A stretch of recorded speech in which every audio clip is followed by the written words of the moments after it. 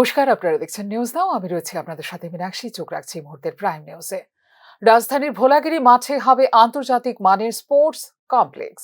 এক্ষেত্রে ডিপিআর পাঠানো হয়েছে কেন্দ্রীয় সরকারের কাছে। এছাড়া বাধারঘাটে হবে আন্তর্জাতিক মানের সুইমিং পুল। শনিবার খোয়াই সরকারি ইংরেজি মাধ্যম দ্বাদশ শ্রেণীর বিদ্যালয়ে নবনির্মিত ভবনের দ্বারোদ্ঘাটন করতে গিয়ে বক্তব্য রাখতে গিয়ে এই কথা জানিয়েছেন মুখ্যমন্ত্রী ডক্টর মানিক সাহা। প্রায় 1200 ছাত্রছাত্রীর জন্য নির্মাণ করা হয়েছে বিদ্যালয়ের এই নতুন ভবনটি। আন্তর্জাতিক স্পোর্টস একটা কমপ্লেক্স এখানে তৈরি করা যায়, তার জন্য আমরা প্রপোজাল ডিপিআর বানানো হয়েছে, দেওয়া হয়েছে। আরো যে আমাদের 100টি ওপেন জিম আমরা আরো যাতে ত্রিপুরার বিভিন্ন সেখানে খোয়াইও পাবো, সেখানেও যাতে করা যায় তারও প্রপোজাল আমরা দিয়েছি। বাজারঘাটে 400 বেডের একটা স্পোর্টস হোস্টেল যাতে তৈরি হয় তারও একটা প্রপোজাল দিয়েছি। কৈলাসহর বিশালগড় মেলা করে 3টি জায়গায় আমরা মাল্টি পারপাস স্পোর্টস হল তৈরি করার একটা প্রপোজাল আছে। খেলো ইন্ডিয়া স্কিমের বাজারঘাটে একটা ইন্টারন্যাশনাল যাতে সুইমিং পুল হয় তারও একটা প্রপোজাল আমরা দিয়েছি। কৈলাসহর ভ্যালি যে টি এস্টেট আছে সেখানে একটা সিনথেটিক টার্ফ ফুটবল গ্রাউন্ড, যেটা আমরা 7টা হয়েছে, তো সেটাও যদি হয় তাহলে 8টা হয়ে যাবে। আমরা সবসময় চাই যে এই ধরনের ইনফ্রাস্ট্রাকচার সারা ত্রিপুরাতে আমরা ছড়িয়ে দিই এবং সেই চেষ্টা আমাদের দপ্তর থেকে, আমাদের সরকারি তরফ থেকে আমরা সেটা করছি। ক্যাবিনেটের সিদ্ধান্তে তোয়াক্কা না করেই শান্তিনিকেতন মেডিকেল কলেজ স্থাপনের জন্য বেসরকারি হাতে সরকারি জমি তুলে দিয়েছে রাজ্য সরকার। এত বড় একটা দুর্নীতির জন্য মুখ্যমন্ত্রী স্পষ্টীকরণ দাবি করল কংগ্রেস। শনিবার সাংবাদিক সম্মেলন করে এই দাবি করল কংগ্রেস। শান্তিনিকেতন মেডিকেল কলেজ নিয়ে এক প্রস্থ বিতর্কের মধ্যেই বেসরকারি সিজা হাসপাতাল নিয়ে আবারও একবার মুখ্যমন্ত্রীর বিরুদ্ধে তোপ দাগল বিরোধী ত্রিপুরা প্রদেশ কংগ্রেস। রাজ্য মন্ত্রিসভাকে বাদ দিয়ে 28 একর সরকারি জমি বিনা টেন্ডারে বেসরকারি সিজা হাসপাতালের হাতে বন্দোবস্ত হিসেবে তুলে দেওয়া হয়েছে বলে সাংবাদিক সম্মেলনে অভিযোগ করল ত্রিপুরা প্রদেশ কংগ্রেস। সরকারি সংস্থাকে আমি অ্যালটমেন্টের মাধ্যমে দেওয়া দেওয়ার ব্যবস্থা করে দিচ্ছি হচ্ছে, এবং প্রশাসনের উচ্চপদস্থ অফিসারদের সঙ্গে যোগাযোগ করার পর জানতে পারলাম এই সংক্রান্ত কোনো ধরনের ক্যাবিনেটে কোনো সিদ্ধান্ত হয় নাই। আমি যারা ক্যাবিনেট মিনিস্টাররা রয়েছেন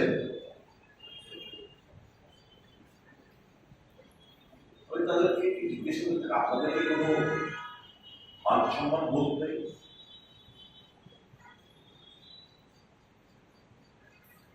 ক্যাবিনেট মন্ত্রীদের কোনো ইজ্জত নেই যে তাদেরকে অবহেলা করে, অবজ্ঞা করে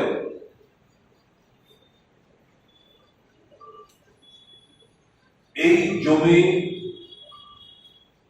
দপ্তরের জমি, এটাকে একটা প্রাইভেট পার্টিকে দিয়ে দেওয়া হচ্ছে।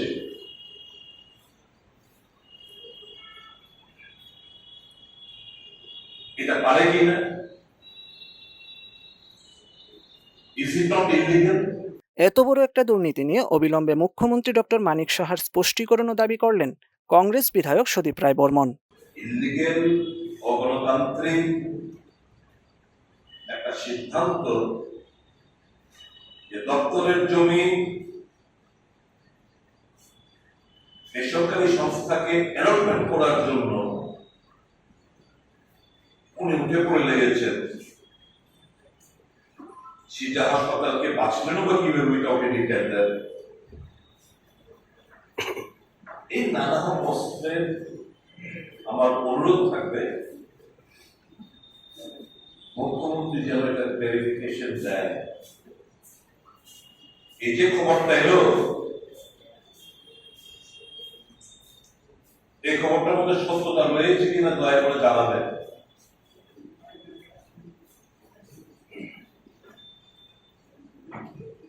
এত বড় টেকনিক্যাল অ্যাক্টিভিটিস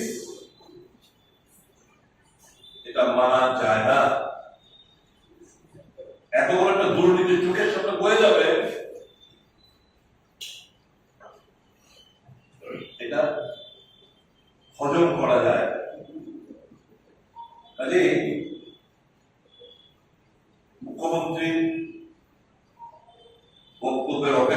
থাকবো এবং আমার অনুরোধ থাকবে এই সিদ্ধান্ত থেকে যেন উনি এবং যারা এর সাথে জড়িত মন্ত্রিসভার সম্বন্ধদের তো কনসেপ্টই নেই, কাজে ওই বন্ধু ভাই এবং যে কোনো কজন অফিসাররা রয়েছেন যারা এর সাথে জড়িত, আপনি দয়া করে থেকে বিরত থাকুন। শান্তিনিকেতন মেডিকেল কলেজ ইস্যুতে আগেই বিতর্কে জড়িয়ে রয়েছে রাজ্য সরকার। এবার বেসরকারি সৃজা হাসপাতালকে জমি বন্দোবস্ত সংক্রান্ত বিষয়ে রাজ্য মন্ত্রিসভার অনুমোদন না দেবার বিষয়টি নিয়ে আবারও তৈরি হলো এক প্রস্থ বিতর্ক। বণিক্য চৌমুহনীতে প্রায় 28 একর জমি নিয়ম বহির্ভূতভাবে বেসরকারি সৃজা হাসপাতালকে দেওয়ার অভিযোগ করল বিরোধী দল কংগ্রেস। এই সরকার মুখ্যমন্ত্রীর ভাই এবং বন্ধুদের দ্বারা পরিচালিত হচ্ছে। এই ধরনের সিদ্ধান্ত নেওয়ার আগে কারো সাথে পরামর্শ করা হয় না বলেও অভিযোগ করেছে Tripura Pradesh Congress. Bureau report, news now. Srija বেসরকারি হাসপাতাল নিয়ে প্রদেশ কংগ্রেস এবং সুদীপ রায় বর্মন মুখ্যমন্ত্রী এবং রাজ্য সরকারকে কালিমা লিপ্ত করার অপচেষ্টা করেছেন বলে অভিযোগ করলেন রাজ্য মন্ত্রিসভার সদস্য সুশান্ত চৌধুরী। সৃজা বেসরকারি হাসপাতাল নিয়ে মুখ্যমন্ত্রী এবং রাজ্য সরকারকে কালিমা লিপ্ত করার চেষ্টা করছে কংগ্রেস এবং সুদীপ রায় বর্মন। শনিবার সাংবাদিক সম্মেলন করেই একথা বললেন রাজ্য মন্ত্রিসভার সদস্য সুশান্ত চৌধুরী। সৃজা হাসপাতালকে 28 একর জমি দেওয়ার বিষয়টিতে জেলা শাসকের দেওয়া চিঠির প্রত্যুত্তরে এনওসি দিয়েছে প্রাণী সম্পদ বিকাশ দপ্তর। এবার রাজস্ব দপ্তরের কাজ শেষ হলেই নিয়ম মাফিক তা মন্ত্রিসভার অনুমোদনের জন্য প্রস্তাব করা হবে বলে জানিয়েছেন মন্ত্রী সুশান্ত চৌধুরী। রাজনৈতিক লাভালাভের স্বার্থে সুদীপ রায় বর্মন এই ক্ষেত্রে তড়িঘড়ি করে ফেলেছেন বলেও মন্তব্য করেছেন মন্ত্রী সুশান্ত চৌধুরী। খবরটা দিয়েছে তারা হয়তো প্রসিজারটা জানে না। এনওসির অর্থ এই নয় যে জায়গা আমি দিয়ে দিয়েছি। এআরডিডি এনওসি দিয়েছে ডিএম এর কাছে, ডিএম সেটা রেভিনিউতে পাঠাবে ভ্যালুয়েশনের পর। জায়গার দর কত রয়েছে, রেভিনিউ ডিপার্টমেন্ট তারপর ক্যাবিনেটের কাছে পাঠাবে, not ARDD, not the DM. Sudip বাবু এই জায়গাটাতে ভুল করে ফেলেছে, কারণ এনওসির অর্থ এটা নয় যে ওই সংস্থাকে জায়গা দিয়ে দেওয়া হয়েছে। এআরডিডি এনওসি দিয়ে বলছে নো অবজেকশন সার্টিফিকেট, যে তোমরা সেটা ইউজ করতে পারো রাজ্যের উন্নয়নের ক্ষেত্রে। এবার ডিএম প্রপোজাল পাঠাবে রেভিনিউকে, রেভিনিউ সেটা ক্যাবিনেটে পাঠানোর বন্দোবস্ত করবে। সময় তো পড়ে রয়েছে, ক্যাবিনেট তো হয়নি, রেভিনিউ ডিপার্টমেন্ট ক্যাবিনেটে আনবে, কিন্তু সুদীপ বাবু একটু তড়িঘড়ি করে ফেলেছে এবং সরকারকে, মুখ্যমন্ত্রীকে একটু কালিমা লিপ্ত করার একটা চেষ্টা ওনারা করেছে। মন্ত্রিসভার অনুমোদনের মাধ্যমেই ধর্মনগরে কাছাড় হাসপাতালের জন্য জমি বন্দোবস্ত দেওয়া হয়েছে বলেও এদিন সাংবাদিক সম্মেলনে জানিয়েছেন মন্ত্রী সুশান্ত চৌধুরী। সৃজা সুপার স্পেশালিটি হাসপাতাল বিষয়ে তড়িঘড়ি করে রাজনৈতিক ফায়দা তুলতে চেয়েছেন বলে কংগ্রেস বিধায়ক সুদীপ রায় বর্মনের বিরুদ্ধে অভিযোগ করেছেন মন্ত্রী সুশান্ত চৌধুরী। ক্যাবিনেটের মাধ্যমে কাছাড় ক্যান্সার হসপিটালকে ধর্মনগরে জায়গা দিয়েছি। ক্যাবিনেটে কখন আসবে? যখন রেভিনিউ দপ্তর থেকে প্রপোজাল আসবে। এখনো তো রেভিনিউ দপ্তরের কাজ বাকি, একটু ধৈর্য ধরুন। সমস্ত প্রসেস মেনে, সমস্ত নিয়ম নীতি মেনে সমস্ত কিছু করা হবে। এত তড়িঘড়ির কিছু নেই।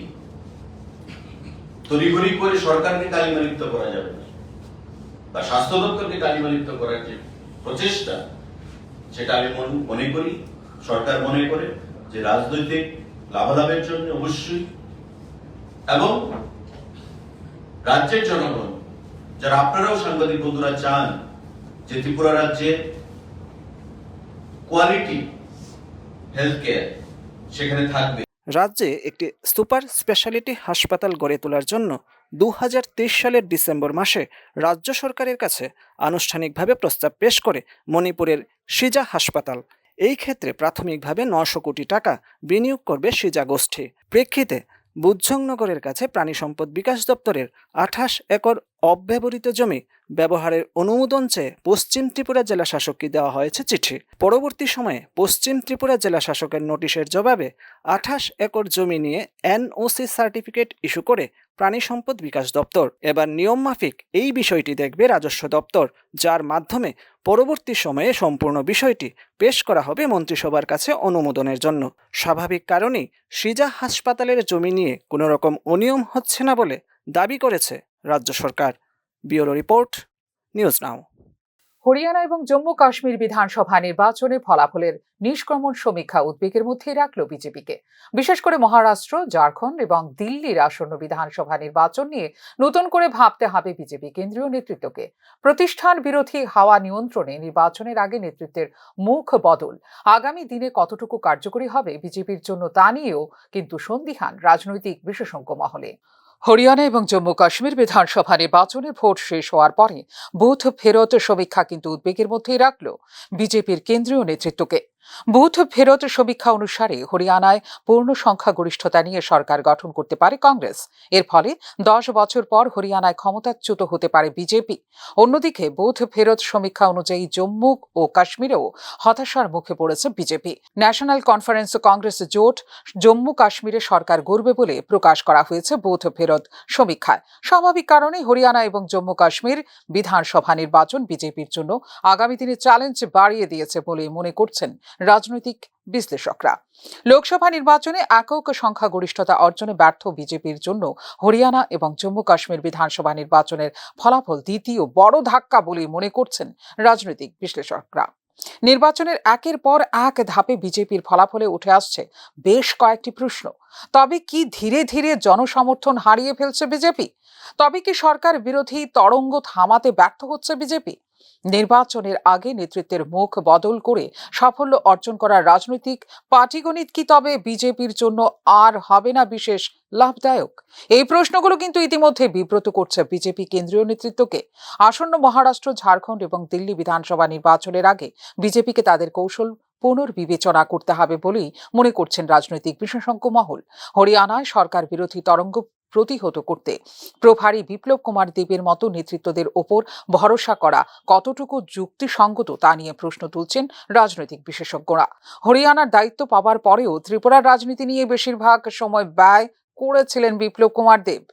ত্রিপুরার অভ্যন্তরীণ দলীয় রাজনীতি নিয়ে যতটুকু স্পর্শকাতর বিপ্লব কুমার দেব, তার সিকি ভাগও যদি হরিয়ানায় বিজেপির আভ্যন্তরীণ দলীয় ইস্যুগুলি নিয়ে যত্নবান হতেন বিপ্লব কুমার দেব, তবে অন্তত নিষ্ক্রমণ সমীক্ষার ফলাফল হয়তো অন্যরকম হতে পারত বলে মনে করছেন রাজনৈতিক তথ্যবিজ্ঞরা।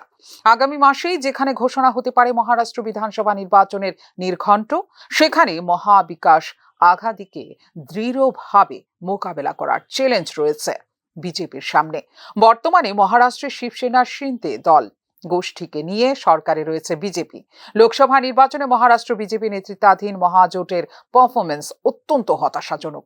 মহারাষ্ট্রের রাজনীতিতে প্রভাবশালী এনসিপি থেকে বিচ্ছিন্ন হওয়া শরদ পাওয়ারের ভাগ্নে অজিত পাওয়ারকে নিজের শিবিরে অন্তর্ভুক্ত করেছে বিজেপি। এমতাবস্থায় নির্বাচনকালীন উত্থাপিত ইস্যুগুলো নিয়ে সতর্ক থাকতে হবে বিজেপিকে। ঝাড়খণ্ডে ক্ষমতাসীন ঝাড়খণ্ড মুক্তি মোর্চাকে হটিয়ে ক্ষমতায় আসার জন্য আপ্রাণ চেষ্টা করবে বিজেপি। তবে নির্বাচনের আগে বিপুল সংখ্যক বিরোধী দলের নেতাদের দলে অন্তর্ভুক্তকরণ এবং তাদেরকে টিকিট না দেওয়া নিয়ে এমনিতেই ব্যতিব্যস্ত বিজেপির ঝাড়খণ্ড প্রদেশ নেতৃত্ব। এই অবস্থায় দলের সিনিয়র নেতাদের পাশাপাশি পুরনো নেতাকর্মীদের মধ্যে অসন্তোষ রয়েছে চূড়ান্ত পর্যায়ে। এক্ষেত্রেও হরিয়ানার মতো পরিস্থিতি যাতে সৃষ্টি না হয় সেদিকে লক্ষ্য রাখতে হবে বিজেপিকে। অপরদিকে যেখানে দিল্লির প্রায় 30% ভোটার আদর্শগতভাবে কোনো দলের সাথে যুক্ত নয়, সেই ক্ষেত্রে অরবিন্দ কেজরিওয়ালের জেল, সর্বোচ্চ আদালত থেকে জামিন এবং পরবর্তী সময়ে মুখ্যমন্ত্রিত্ব থেকে আচমকা তাঁর পদত্যাগের পাশাপাশি দল হিসেবে আম আদমি পার্টির চ্যালেঞ্জ মোকাবেলা আক্ষরিক অর্থেই বিজেপির কাছে ততটা সহজ হবে না বলে নিশ্চিত রাজনৈতিক তথ্যবিজ্ঞদের। সার্বিক পরিস্থিতিতে হরিয়ানা এবং জম্মু কাশ্মীরের নির্বাচনী ফলাফল নিয়ে আগামী 8 অক্টোবরের পর চুলচেরা বিশ্লেষণে বসবে বিজেপির কেন্দ্রীয় নেতৃত্ব। তার বলার অপেক্ষা রাখে না। ব্যুরো রিপোর্ট, নিউজ নাও। একসঙ্গে 30 দিনের বেশি চাইল্ড কেয়ার লিভ নেওয়া যাবে না বলে 2020 সালের রাজ্য সরকারের আদেশ খারিজ করে দিল ত্রিপুরা উচ্চ আদালত। উচ্চ আদালতের এই রায়ে স্বস্তির নিঃশ্বাস ফেললেন রাজ্য সরকারের সংশ্লিষ্ট মহিলা কর্মচারীরা। চাইল্ড কেয়ার লিভ বা সিসিএল এর অধিকারকে সংকুচিত করে জারি করা শিক্ষা দফতরের আদেশকে খারিজ করে দিল ত্রিপুরা উচ্চ আদালত। 2017 সনে লিভ রুলস সংশোধন করে সরকারি চাকুরিতে কর্মরত মহিলাদের জন্য সিসিএল এর সংস্থান করে রাজ্য সরকার। 18 বছর পর্যন্ত সন্তানদের পড়াশোনা, পরীক্ষা, অসুস্থতা ইত্যাদি প্রয়োজনে তাদের যত্ন নেওয়ার জন্য কর্মরত মায়েদের 720 দিনের সিসিএল পাওয়ার অধিকার দেওয়া হয় সরকারিভাবে। লিভ রুলস অনুযায়ী অর্জিত সবেতন ছুটি বা অন্যান্য ছুটি থেকে কাটা যাবে না সিসিএল। 720 দিনের এই সিসিএল কয়েক দফায় নিতে পারবেন রাজ্য সরকারের মহিলা কর্মচারীরা। একসাথে 30 দিনের বেশি সিসিএল মঞ্জুর করা হবে না এবং 1 মাসের ব্যবধানে পরবর্তী সময়ে 30 দিনের জন্য সিসিএল নেওয়া যাবে বলে 2020 সালে এক আদেশনামায় জানিয়েছিল রাজ্য সরকার। শিক্ষা দফতরের আদেশনামাকে চ্যালেঞ্জ করে ত্রিপুরা উচ্চ আদালতে একটি রিট মামলা দায়ের করেন রাজ্য সরকারের এক শিক্ষিকা কর্মচারী। মামলার প্রেক্ষিতে লিভস রুলসে প্রদত্ত 720 দিনের সিসিএল পাওয়ার অধিকারকে পরবর্তী সময়ে সরকারি আদেশনামা দিয়ে সংকুচিত করা কোনোভাবেই বৈধ নয় এবং তা বেআইনি বলে উল্লেখ করা হয় রিট মামলায়। সংবিধানের 309 ধারা মূলে প্রণীত লিভ রুলসের ওপর সরকারি আদেশনামা খবরদারি চালাতে পারে না বলে শুনানিতে মন্তব্য করে ত্রিপুরা উচ্চ আদালত। লিভ রুলসে যেখানে বলা হয়েছে 720 দিন সিসিএল পাবেন মহিলা সরকারি কর্মচারী, সেখানে একসঙ্গে 30 দিনের বেশি সিসিএল না দেওয়ার নিদান সম্বলিত সরকারি আদেশনামা অবৈধ বলে জানিয়েছে ত্রিপুরা উচ্চ আদালত। প্রেক্ষিতে 2020 সালের আগস্টে জারি করা সংশ্লিষ্ট সরকারি আদেশনামাটিও খারিজ করে দিয়েছে আদালত। মহিলা সরকারি কর্মচারীদের দীর্ঘদিনের দাবির প্রেক্ষিতে 2017 সালে লিভ রুলস সংশোধন করে সিসিএল প্রবর্তন করা হয়েছিল। এতে স্বস্তি পেয়েছিলেন মহিলা সরকারি কর্মচারীরা, কিন্তু 2018 সালের পর থেকে রাজ্য সরকারের বিভিন্ন দপ্তরগুলোতে বন্ধ করা হয় সিসিএল। এক্ষেত্রে আদেশনামা দেখিয়ে শিক্ষিকাদের বছরের পর বছর প্রাপ্য লিভ রুলস থেকে বঞ্চিত করা হয়েছে বলে অভিযোগ ওঠে রাজ্য সরকারের বিরুদ্ধে। প্রাপ্য লিভ রুলসের জন্য দরখাস্ত করে অনেক শিক্ষিকা হেনস্থার শিকার হয়েছেন বলেও রয়েছে বিস্তর অভিযোগ। স্বাভাবিক কারণে উচ্চ আদালতের এই রায়ের ফলে অনেকটাই স্বস্তির নিঃশ্বাস ফেলল রাজ্য সরকারের মহিলা কর্মচারীরা। ফিউরো রিপোর্ট, নিউজ নাও। আসন্ন শারদ উৎসবকে সামনে রেখে রবিবার ইন্দ্রনগর ছাত্র সংঘের উদ্যোগে এক বৃক্ষরোপণ কর্মসূচি পালন করা হয় আগরতলা জিবি এলাকার ক্যান্সার হাসপাতালের সামনে। এই কর্মসূচির আয়োজন করা হয়। কর্মসূচিতে অংশগ্রহণ করেন আগরতলা পুর নিগমের মেয়র দীপক মজুমদার সহ ছাত্র সংঘ ক্লাবের বিভিন্ন কর্মকর্তারা। বৃক্ষরোপণ কর্মসূচিতে বক্তব্য রাখতে গিয়ে মেয়র দীপক মজুমদার বলেছেন যে মূলত প্রধানমন্ত্রী সমস্ত ভারতবাসী ও রাজ্যবাসীর কাছে আবেদন রেখেছিলেন বৃক্ষরোপণ করার জন্য, তাই তার আবেদনে সাড়া দিয়ে ও পরিবেশের ভারসাম্য রক্ষার দিকে নজর রেখে রাজ্যের বিভিন্ন জায়গায় এই ধরনের বৃক্ষরোপণ কর্মসূচি পালন করা হচ্ছে। পরিবেশের ভারসাম্য রক্ষা করার ক্ষেত্রে আমাদের দেশের প্রধানমন্ত্রী নরেন্দ্র মোদীজি এবং আমাদের রাজ্য সরকার মাননীয় মুখ্যমন্ত্রী ডক্টর মানুষও সারা দেশবাসী সারা রাজ্যবাসীর কাছে আবেদন রেখেছেন বৃক্ষরোপণ করার জন্য। বিশেষ করে প্রধানমন্ত্রী নিজে বলেছেন এক পেড় মা কে নাম। উদ্দেশ্য একটা হচ্ছে আজকে যেটা আমরা গাছ রোপণ করলাম, আমরা কারোর মার নামে এটা আমরা গাছটা করলাম, মাকে যেভাবে শ্রদ্ধা করি, যেভাবে যত্ন করি, যারা আছেন বা যারা নেই তাদেরকে স্মরণ করা যেভাবে মাকে আমরা করি, সেভাবেই গাছটাকে আমাদের বাঁচিয়ে রাখার জন্য সেই মানসিকতা নিয়ে কাজ করার জন্য। দুর্গাপুজোর চাঁদা নিয়ে উত্তেজনা দেখা দেয় ধর্মনগরে। হয় বাড়িঘরে হামলা, ভাঙচুর হয় কদমতলা বাজারে দোকানপাট। উত্তপ্ত পরিস্থিতি নিয়ন্ত্রণে আনতে ঘটনাস্থলে ছুটে যান উত্তর ত্রিপুরা পুলিশ সুপার সহ কদমতলা থানার পুলিশ। মোতায়েন করা হয় টিএসআর বাহিনীও। পরবর্তী সময়ে প্রশাসনিক হস্তক্ষেপে নিয়ন্ত্রণে আসে পরিস্থিতি। দুর্গাপূজার আগে যে বার্তাটা দিয়েছিলেন সাংবাদিক সম্মেলন করে, যাতে দুর্গাপূজা কালী পূজার নাম করে কোনো মানুষকে হয়রানির শিকার না করা হয়, কোনো মানুষের উপর জুলুম করা যাতে না হয়, কিন্তু আমি দেখেছি ত্রিপুরা রাজ্যের মুখ্যমন্ত্রীর সেই বার্তাটুকু ত্রিপুরা রাজ্যের মধ্যে অনেকটা ক্লাব রয়েছেন, এই দুর্নীতি করছেন, ওনারা চুরি বাটপারি করছেন, রাতের অন্ধকারে গাড়ি থামিয়ে গাড়ির উপর অ্যাটাক করে মানুষেরকে মারধর করে চাঁদা কালেকশন করছেন। উনার কথা টোটালি মানেননি ওনারা। বাংলাদেশের উগ্র মৌলবাদীদের হুমকির মুখেও তাদের যোগ্য এবং মোক্ষম জবাব দিচ্ছেন তীব্রামথা সুপ্রিমো প্রদ্যুৎ কিশোর দীপবর্মন। ত্রিপুরাকে বাংলাদেশের সঙ্গে সংযুক্ত করার অলিক কল্পনা পোষণ করা বাংলাদেশের জনক উগ্র মৌলবাদীকে সামাজিক মাধ্যমে মোক্ষম জবাব দিয়েছেন প্রদ্যুৎ কিশোর দীপবর্মন। বাংলাদেশের 4টি জেলা একসময় তাঁর পিতামহর অধীনে ছিল বলে সামাজিক মাধ্যমে বাংলাদেশের সেই উগ্র মৌলবাদীকে স্মরণ করিয়ে দিয়েছেন প্রদ্যুৎ কিশোর দীপবর্মন। অপর এক সামাজিক বার্তায় শারদ উৎসবের প্রাক্কালে বাংলাদেশে হিন্দু মন্দিরগুলিতে আক্রমণ বন্ধ করার আহ্বানও রেখেছেন প্রদ্যুৎ কিশোর দীপবর্মন।